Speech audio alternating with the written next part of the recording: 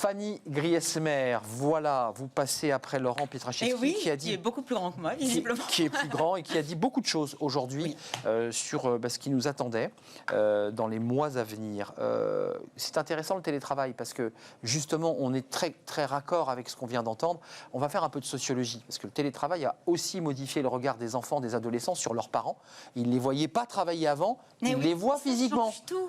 Oui. Alors c'est vrai que le Tu fais quoi, papa ? a bousculé notre organisation, ça c'est un fait, hein. Nos modes de communication également, mais il a bousculé également la perception que vos enfants ont de votre métier, de ce que vous en disiez auparavant, de ce qu'ils imaginaient aussi, à ce qu'ils en voient aujourd'hui, alors que votre bureau s'est délocalisé dans votre salon. Clairement, on est passé du fantasme à la réalité, et c'est le choc. Donc ça veut dire qu'on voit physiquement son papa, sa maman, et qu'il faut quoi ? Il faut parler de son job à ses enfants ? Alors déjà, c'était déjà le cas avant. Hein. Ouais. Vous avez souvent eu ces questions. Que font donc papa et maman pendant que je suis à l'école ? Pourquoi rentrent-ils si tard ? À quoi ressemble l'endroit où ils travaillent, hein ? Les petits se posent dès le plus jeune âge toutes ces questions, des questions sur le métier de leurs parents. Et c'est en fait souvent le fait de devoir partir le matin, partir travailler, de disparaître pendant la journée qui soulève de nombreuses questions chez les enfants. Un questionnement qui vous amène donc à justifier votre absence et à expliquer, ou du moins tenter d'expliquer, ce que vous faites pendant la journée loin d'eux. C'est pas toujours simple.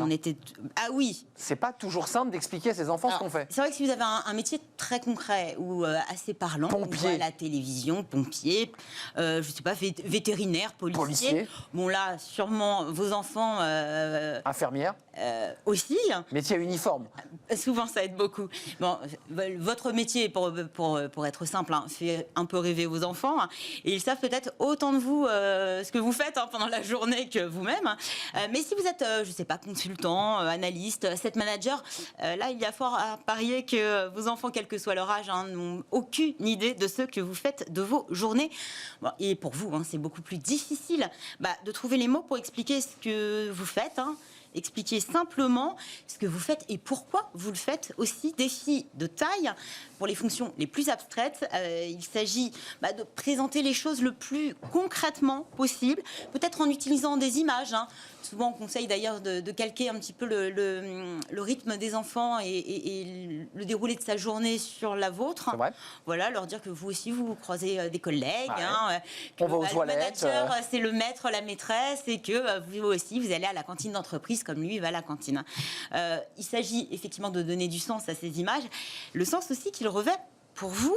Bon, alors, entre nous, rien ne vous empêche d'enjoliver un petit peu la réalité, et c'est ça aussi qui va faire travailler leur imaginaire. Le télétravail aujourd'hui, c'est ce que les enfants perçoivent, c'est la stricte réalité, quoi. C'est un peu dur, c'est moins fun. Ah, c'est clairement moins fun. Mais je voulais juste revenir sur un point, c'est que les psychologues s'accordent à dire qu'il faut répondre à ces questions. Si vous avez du mal à simplifier les choses, essayez autant que possible de le faire. Pourquoi ? Parce qu'en fait, en leur expliquant exactement ce que vous faites pendant leur journée, ils peuvent se construire une représentation de votre journée pendant que vous êtes loin d'eux. Explication simplifiée suffira clairement à satisfaire leur curiosité. L'objectif premier, c'est déjà de dissocier le concept même du travail de l'angoisse que peut générer votre absence. Ça, c'est important. Et puis, partager votre occupation professionnelle leur permettra aussi de construire des points de repère dans leur propre vie en vous prenant comme modèle, j'ai envie de dire ou pas, mais et on sait à quel point l'identification est très forte chez les enfants, mais aussi très structurante. Alors, vous le disiez, effectivement, le télétravail a presque tout changé. Oui, patatras. Avant, vous partiez tôt le matin, votre retour était parfois tardif, mais aujourd'hui, vous travaillez à la maison, parfois même aux côtés de vos enfants. Dans ces cas-là, c'est un casse-tête qui peut donner des sueurs froides, on le sait, mais pas seulement. Il y a un autre aspect à prendre en considération, c'est que désormais, vous travaillez sous les yeux de vos enfants. Ça démythifie. Et le résultat est assez, je ne sais pas si c'est logique ou surprenant, je trouve plutôt logique. Votre travail ne les fait plus rêver du tout. Et oui, auparavant, même si vous leur apportiez des éléments d'explication très concrets, hein, leur imaginaire prenait souvent le pas. Bref, vous êtes ingénieur en informatique, bah lui, vous imaginez, je ne sais pas, chapeautant une armée de robots. Hein. Donc l'imaginaire fonctionnait plutôt pas mal. Donc avant la pandémie, dès que vous partiez travailler, hein, vos enfants s'inventaient un monde dont vous étiez le héros, mais ça c'était avant. Donc le télétravail démythifie tout cela Et oui. et tue un peu le rêve, quoi. Il tue le rêve. Ce qu'il voit, c'est la stricte réalité. Vous ne sauvez pas le monde, vous ne tuez pas les méchants. Non, vous pianotez toute la journée sur votre ordinateur, vous parlez à des gens devant une caméra, vous passez vos journées derrière un écran en sirotant café sur café. Bon, la réalité est beaucoup moins trépidante que celle imaginée par vos enfants. Pour eux, l'aventure s'est arrêtée, hein, un petit peu dans leur tête surtout. Déception, pour ne pas dire choc.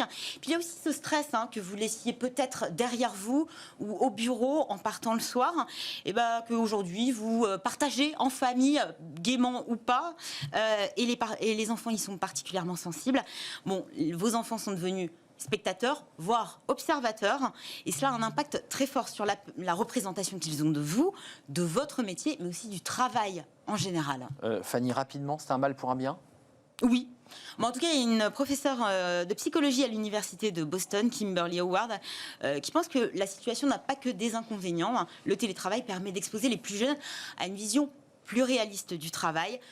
On lève le voile sur des pans de la vie professionnelle qui ne sont pas forcément très prestigieux, mais néanmoins importants. Donc c'est l'occasion pour les enfants de mieux cerner ce que vous faites réellement de vos journées. Hein. Loin du fantasme et surtout des images véhiculées par la télévision, le fantasme qui se dessine au plus jeune âge et qui peut vous accompagner un petit bout de temps, hein. Généralement jusqu'aux premières désillusions qui correspondent peu ou prou à vos premiers pas dans la vie professionnelle. Alors, est-ce que ça va vraiment avoir un impact ? C'est ça la question. Sur peut-être l'orientation de vos enfants et adolescents. Là, on attendra plusieurs années. Hein. Est-ce qu'ils vont vraiment revoir la manière dont ils envisagent leur future carrière ? Et est-ce qu'ils voudront rester à la maison, assis derrière un ordinateur comme papa ou maman, ou donner un sens à leur vie loin du sillon creusé par leurs parents quelques années plus tôt ? Telle est la question. Eh oui. On se retrouve dans 10 ans. Smart Job aura 10 ans et on saura. On fera le point. On fera un petit bilan. Merci Fanny. On se retrouve demain pour de nouvelles aventures et une nouvelle chronique, une nouvelle pause café. Tout de suite, ces fenêtres, c'est bien dans son job. Fenêtre sur l'emploi, vous avez vu, je suis perdu dans mes rubriques. Et on s'intéresse au CV pour recruter évidemment. Et on va accueillir 2 personnalités. Oui, d'habitude on a un invité, mais là on en a 2. Regardez.